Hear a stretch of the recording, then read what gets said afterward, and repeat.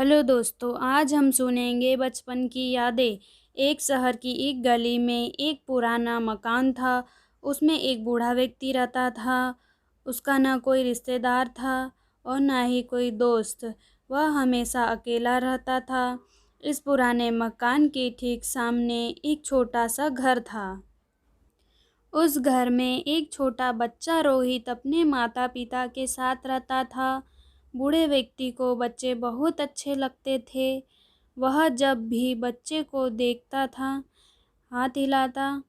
छोटा बच्चा भी अपनी खिड़की में खड़े होकर जवाब में उसकी ओर देखकर हाथ हिलाता था।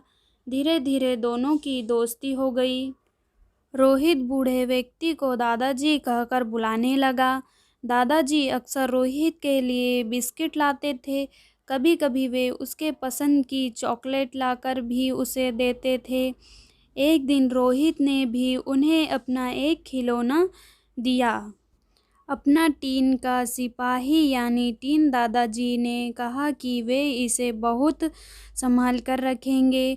कुछ दिनों के बाद रोहित ने देखा कि दादाजी कहीं भी दिखाई नहीं दे रहे हैं। उनके मकान को तोड़ दिया गया और वहां पर एक बेहद बंगला बनाया गया। रोहित के पिता ने उस बंगले को खरीद लिया। रोहित और उसके माता पिता बंगले में रहने लगे। धीरे धीरे रोहित बड़ा होने लगा और बचपन के उन दादाजी को भूलने लगे।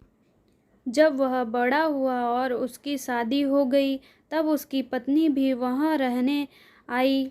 एक दिन वह अपनी पत्नी के साथ बंगले के बगीचे में हाथ से एक गड्ढा खोद रहा था।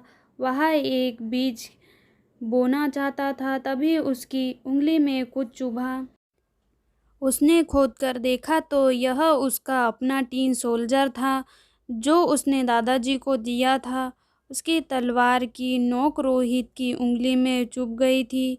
अपना बचपन का खिलौना देखकर अचानक रोहित को बचपन की सारे बातें और दादाजी याद आ गए।